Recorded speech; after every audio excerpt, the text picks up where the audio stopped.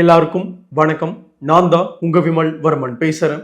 வன்னியர்களுடைய இன அழிப்பை மேற்கொண்டிருக்கு திமுக. கடந்த 5 வருடங்கள்ல வன்னியர்களுக்கான 10.5% அப்படின்ற தனி இடஒதுக்கீடு மற்றும் கொடுக்கப்பட்டிருந்தா எத்தனையோ துறைகள்ல பார்த்தீங்கன்னா ஏழை எளிய வன்னியர்கள் மிகப்பெரியதாக பயன்பெற்றிருப்பாங்க. இன்னும் ஒருபடி மேல போய் சொல்லணும் அப்படின்னா டிஎன்பிசிக்காக பல ஆண்டுகளா படிச்சிருக்கிற எத்தனையோ பேர் அந்த வேலை வாய்ப்புக்கு போயிருப்பாங்க. இப்படி ஏகப்பட்ட விஷயங்கள்ல அரசாங்கத்தை நோக்கி அதிகாரத்தை நோக்கி வன்னியர் சமூகம் கடந்த 5 வருடங்கள்ல போயிருக்கும். ஆனா அந்த அனைத்து விஷயத்தையும் கடந்த 5 வருடங்களாக திமுக மட்டுப்படுத்தி வன்னியர்களுடைய ஒரு மிகப்பெரிய ஒரு இன அழிப்பை தெள்ள தெளிவாக கையாண்டிருக்கிறாங்க திமுக. அப்படியாப்பட்ட ஒரு தீய சக்தி கட்சியாக வன்னியர்களுக்கு திமுக இருக்கு அப்படின்னா அந்த திமுகவை வன்னியர்கள் நாமெல்லாம் ஓட்டு போடலாமா? ஓட்டு போட்டு அவங்கள கோட்டைக்கு அனுப்பலாமா? அவர்களோட மானமுள்ள நம்ம பிள்ளைகளுடைய வாழ்வாதாரத்தெல்லாம் அழிச்சு, நம்ம பிள்ளைகளுடைய அதிகாரத்தெல்லாம் அழிச்சு, நம்ம பிள்ளைகள் கஷ்டப்பட்டு டிஎன்பிசி படிச்சுட்டு இருந்த விஷயங்களை எல்லாம் அழிப்பு நடத்தி இப்படி ஏகப்பட்ட விஷயங்கள்ல இந்த சமூகத்தை அழித்த திமுகவை நம்ம ஆதரிக்கலாமா? ஆதரவு கரம் நீட்டி அவர்களுக்கு ஓட்டு போடலாமா அப்படின்னு இந்த நேரத்துல ஒவ்வொரு வன்னியர்களுக்குமே நான் கேட்கிறேன். புரியுதுங்களா? மனசுக்குள்ள அவ்வளவு சங்கடம் இருக்குங்க.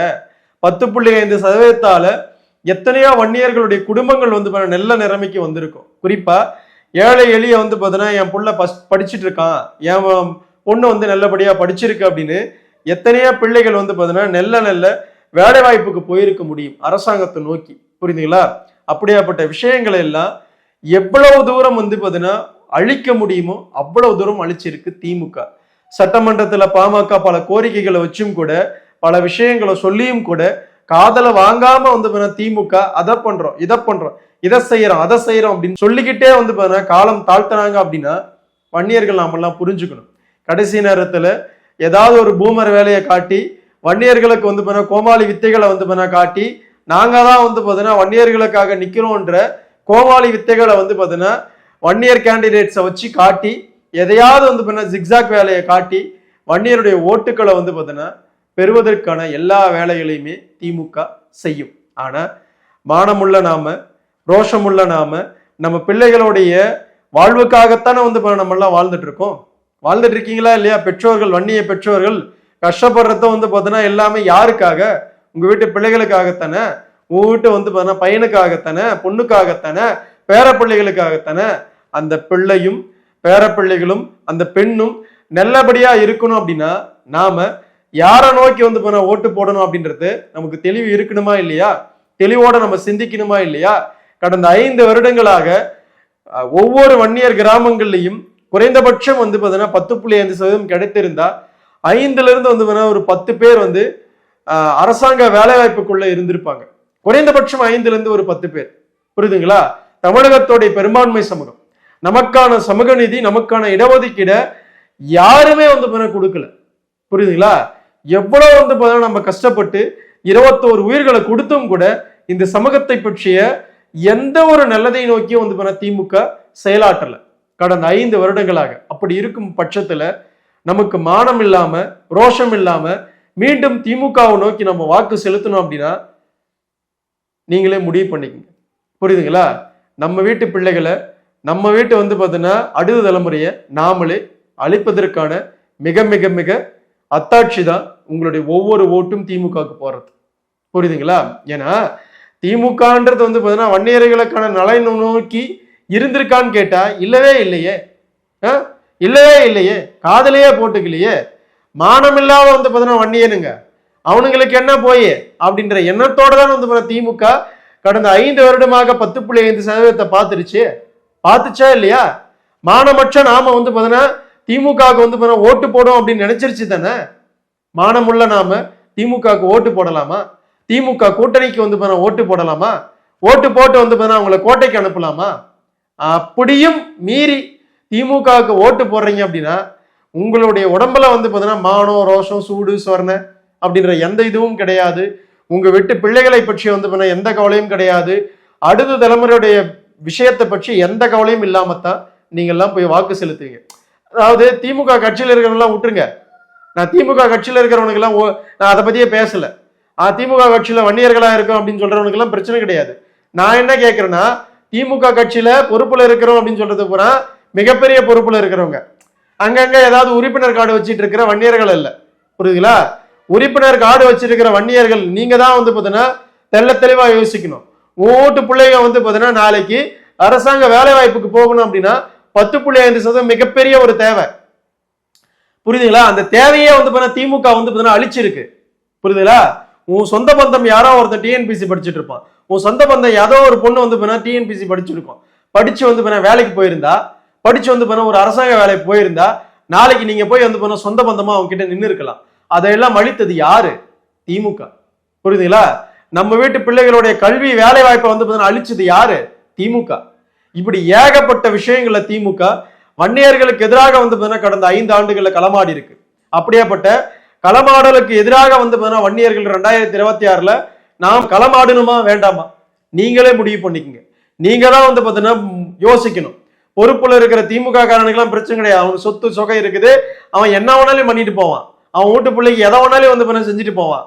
ஆனா பாமர வன்னியனா நினைச்சுக்கிட்டு திமுகவுக்கு ஓட்டு போற நீதான் உன் வீட்டு பிள்ளையோடைய வந்து பாத்தீங்கன்னா வாழ்வாதாரத்தை தெள்ள தெளிவா வந்து பாத்தீங்கன்னா அழிக்கிற. புரிஞ்சுக்குங்க, புரியுதுங்களா? இந்த புரிதல் வந்து பாத்தீங்கன்னா ஒவ்வொரு வன்னியருக்கும் இருக்கணும். நான் ரொம்ப காலமா போட்டுங்க, அதெல்லாம் விட்டுருங்க. நம்மளுடைய பிள்ளைகளுடைய வாழ்வாதாரத்தை யோசிங்க, நம்மளுடைய பேர பிள்ளைகளுடைய வாழ்வாதாரத்தை யோசிங்க.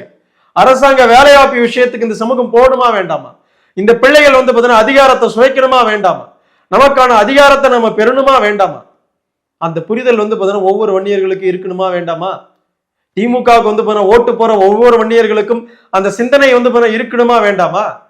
அதையும் மீறி வந்து நீங்க போடுறீங்க அப்படின்னா ஓட்டு பிள்ளைய வந்து நீயே வந்து அழிப்பதற்கான மிகப்பெரிய வந்து அத்தாட்சி. அதெல்லாம் புரியுதுங்களா? இதெல்லாம் வந்து எந்த புரிதலும் இல்லாம உட்கார்ந்துக்கிட்டு வன்னியர்கள் வந்து இருக்காதீங்க. நமக்கு வந்து போதிய விழிப்புணர்வு தேவை, நமக்கு வந்து அந்த புரிதல் வந்து தேவை. திமுக நீங்க பாக்குற மாதிரி கிடையாது.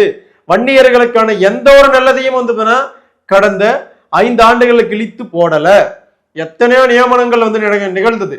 டிஜிபியை நியமனிச்சாங்க, அங்க போனாங்க, இங்க செஞ்சாங்க, எந்தெந்த நியமனங்களா இருந்துச்சு. அதுல பெரும்பகுதியா பெரும்பான்மை சமூகமா இருக்கிற வன்னியர்கள் எந்த இடத்துலயுமே கிடையாது.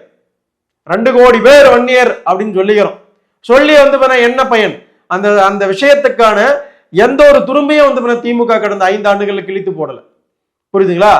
அப்படியாப்பட்ட ஒரு இன துரோகி கட்சிய, குல துரோகி கட்சிய வன்னியர்கள் நாமெல்லாம் வந்து ஆதரவு கரம் நீட்டி ஓட்டு போட்டோம் அப்படின்னா, ஓட்டு வாங்கிட்டு போற வந்து வன்னியரா கூட இருந்துட்டு போட்டான், அவன் நல்லா இருப்பான், அவனுக்கு வந்து சொத்து சுகம் எந்த பிரச்சனையும் கிடையாது.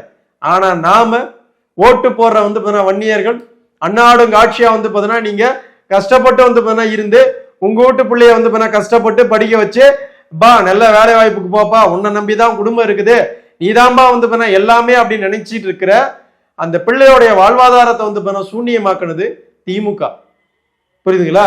கடந்த 1 மாசத்துக்கு முன்னாடி வந்து வந்தவாசியில ஒரு பையன் வந்து இறந்து போயிட்டான், வன்னியர் பையன்.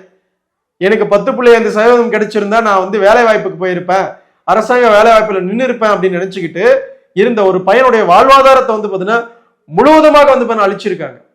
அந்த பையனோட வாழ்வாதாரம் மட்டும் கிடையாதுங்க, அந்த குடும்பம் வந்து அந்த பையனை நம்பி இருந்திருக்கும். அந்த பையன் வந்து 10.5% இருந்திருந்தா, வேலைக்கு போயிருந்தா அந்த குடும்பம் எவ்வளவு நல்லா இருந்திருக்கும், எவ்வளவு வந்து சந்தோஷமா இருந்திருக்கும். அப்படியாப்பட்ட விஷயத்த அங்கங்க வந்து திமுக வன்னியர்களுடைய இன அழிப்பு விஷயத்துல ஈடுபட்டிருக்கு, புரியுதுங்களா? ஒரு சமூகத்தை வந்து இப்படித்தான் அழிக்க முடியும். அந்த இன அழிப்புக்கு வந்து சொந்த சமூகத்தையே பயன்படுத்துவாங்க. அப்படியாப்பட்ட ஒரு இடத்துல தான் திமுக இருக்கு.